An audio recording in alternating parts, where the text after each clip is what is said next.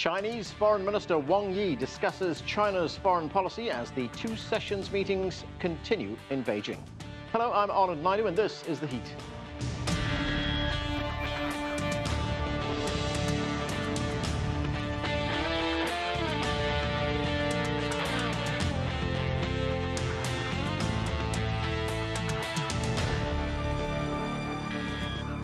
The big annual gathering of China's top political leadership, national lawmakers and advisors is still underway in Beijing. That event is known as the Two Sessions.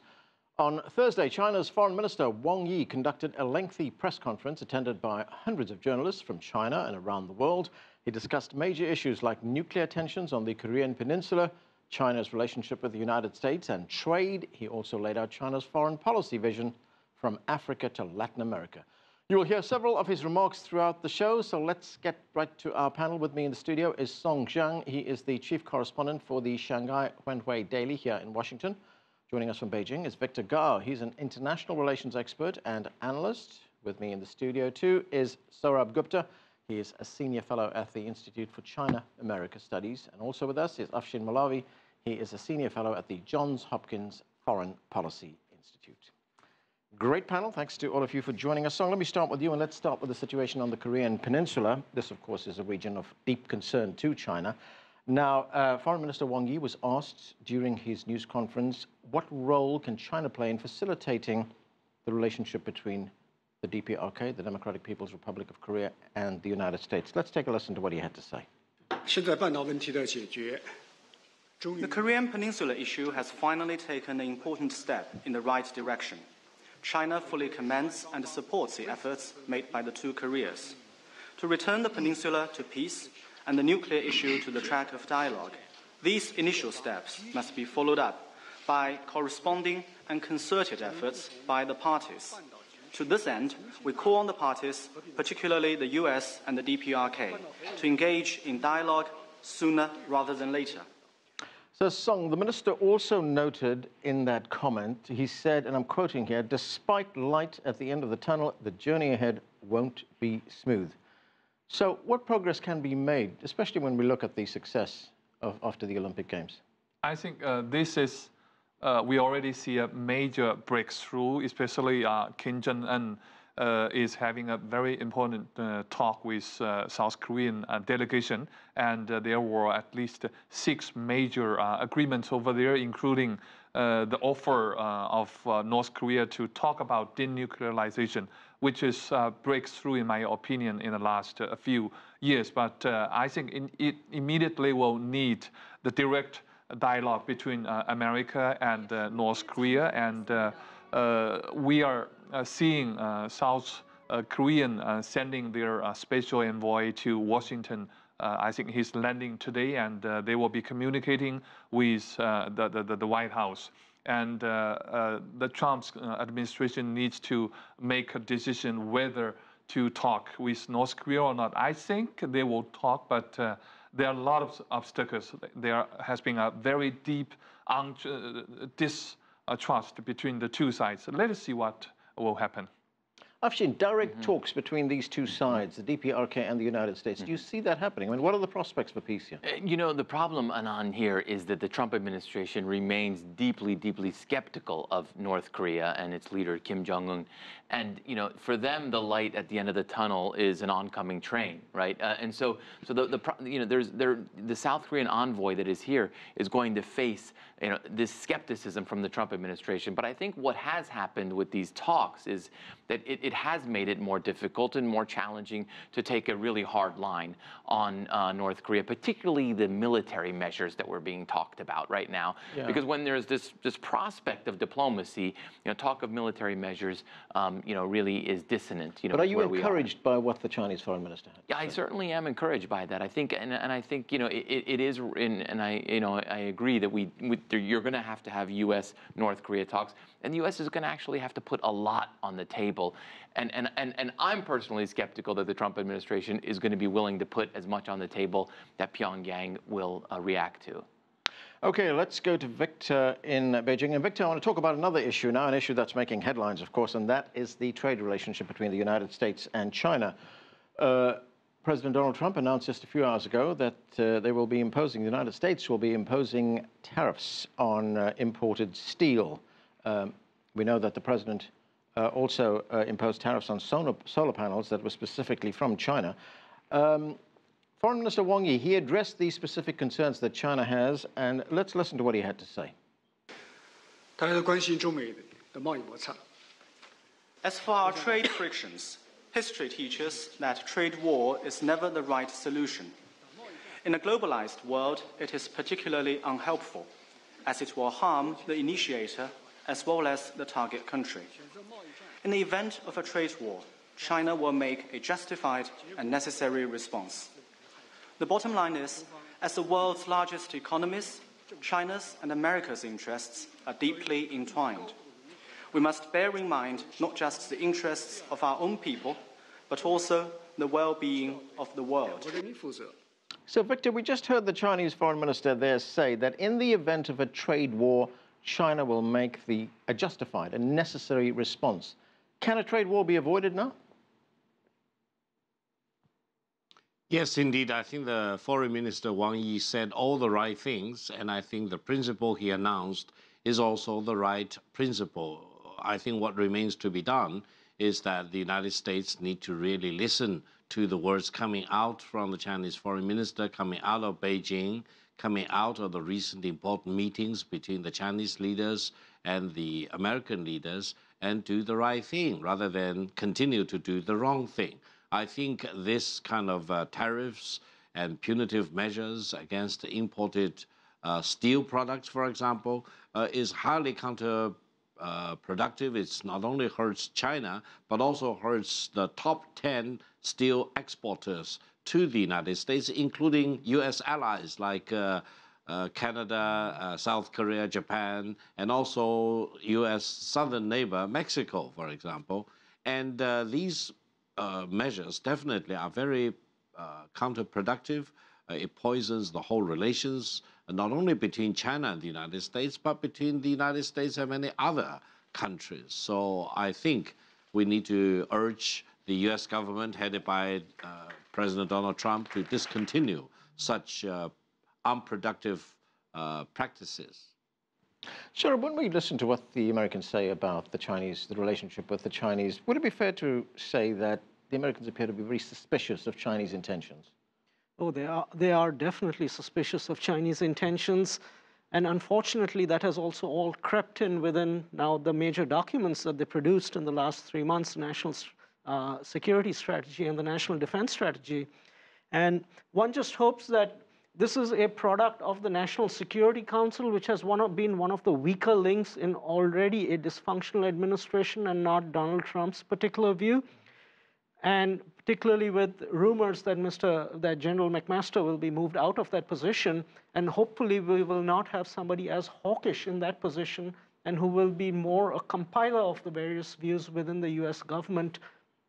But yes, there is a great degree of suspicion, and it doesn't help. Right, but let's look at how the Chinese have responded to this, Sourabh. Foreign Minister Wang Yi stressed the need for respect between the United States and China, and he noted that as China tries to modernize, it continues to modernize, it's not trying to displace America in any way. Let's take a listen to what the Foreign Minister had to say.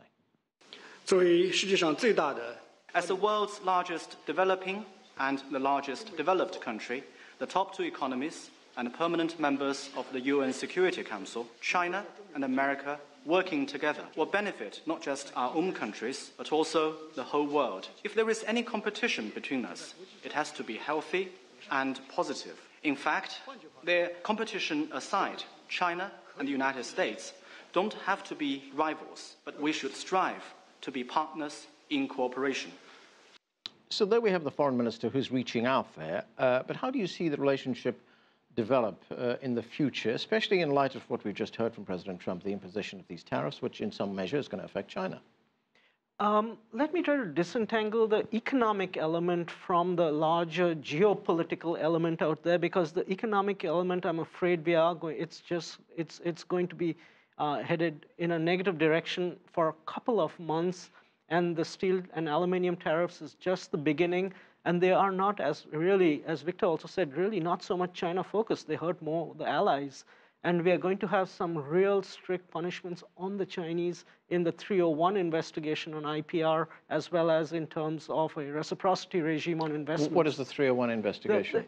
There's another investigation. This was the steel investigation was under, the statute was the Section 232 national security implication of steel imports.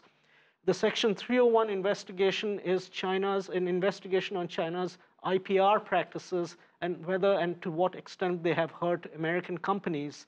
And they have already done a kind of a calculation on the extent on which China has allegedly stolen American IPR, and they intend to punish China to that extent by a variety of means, and we should get to hear these things, I would say, in a couple of weeks. But coming back to the major point on the geopolitical element, the US can call China a rival power, fair enough. China should stick to its view that let's have a new model of major power relations, which is cooperative, competition framed in the context of broader cooperation. And frankly, if we can keep the relationship between those two poles, between we are a rival and major cooperative major power relations, I think there's still ample space to transact productively between US and China. But we would hope that the US comes closer to the China's view that there is ample space for both countries not to think of who's the winner and who's the loser, but how they can both benefit from engaging with each other. Okay, let's move on to something else. Song, of course, this was a wide-ranging conference by the foreign minister. He addressed a number of issues of importance to China. He addressed the issue of stability in the South China Sea. We've heard a lot about this. There's been lots of statements being made about it. Let's take a listen to what the foreign minister said about that. There are also challenges in the South China Sea. Some outside forces are not happy with the prevailing calm and try to stir up trouble and muddle the waters. Their frequent show of force with fully armed aircraft and naval vessels. In other words, militarization is the most destabilizing factor in our region. So can China and the ASEAN countries in Asia deal effectively with these concerns over stability? I think the US fact is a very important one, but I think China is capable to work together with ASEAN countries, not ASEAN as a group, but the claimants in ASEAN countries to deal with this issue. Especially in the last 2 years, we see China trying to talk about code of conduct in South China Sea with other friends. And also China is offering a lot of economic assistance to Philippines, and we are having better link with Filipinos. And also we are trying to have a joint exploitation of oil in South China Sea. I think these are the steps China have taken to make the situation to calm down. And China has been saying that U.S. is an outer force in South China Sea. Its freedom of navigation actions in South China Sea are making the situation to be more unstable. Mm-hmm. But I think America will continue to do this in South China Sea, but let us do it in a good way, and let them do it, but we will continue to calm down the situation. So when the foreign minister talked about, China's concerns about others meddling in the region, that's what he was referring to. Others, he's talking about U.S. Mm-hmm. And obviously the Australian and to some extent even like French and some other European countries are playing in South China Sea. But basically it's about the cooperation, if that is possible, between China and ASEAN countries. Afshin, we heard a number of Chinese leaders talk about a new era in international relations. The foreign minister also addressed that during his news conference. Let's listen to that part of what he said. Our overall objective is to forge a new type of international relations that features mutual respect, fairness, justice, and win-win cooperation, and to build an open, inclusive, clean, and beautiful world that enjoys lasting peace, universal security, and common prosperity. So what do you make of this new Chinese vision for international relations? You know, I think it makes a lot of sense in the sense that particularly when you look at China and the United States. I mean, this is the most important geopolitical relationship in the world today. And this is a relationship that needs constant tending, constant nurturing. And it's a relationship, you know, what I found striking is when Foreign Minister Wang, and he was speaking, he used a lot of proverbs, you know, and there's an African proverb that says, you know, when the elephants fight, the grass suffers, right? And you know, so when these two big, you know, elephants, the Chinese economy and the U.S. economy, if they do end up going at each other in a trade war, it is going to be the poor that is going to suffer. It is going to be the poorer countries that it will suffer, as well as those two countries as well. This is and I do think, and I like this idea of win-win. Unfortunately, the President of the United States sees geopolitics as zero-sum games. Right. There has to be a winner and there has to be a loser, and it doesn't always have to be that way. Okay. And, I would add just one sentence. Many exports from China to America, in fact, are having a lot of components from neighboring countries and entities, some from Singapore, South Korea. So if China will be punished on trade, these kind of goods will also impact the economy in South Korea and many other countries in the region. Okay, I want to get Victor's view on this as well, but first we're going to have to take a quick break. Much more on China's two sessions and Foreign Minister Wang Yi's press conference when we come back. Stay with us, you're watching The Heat.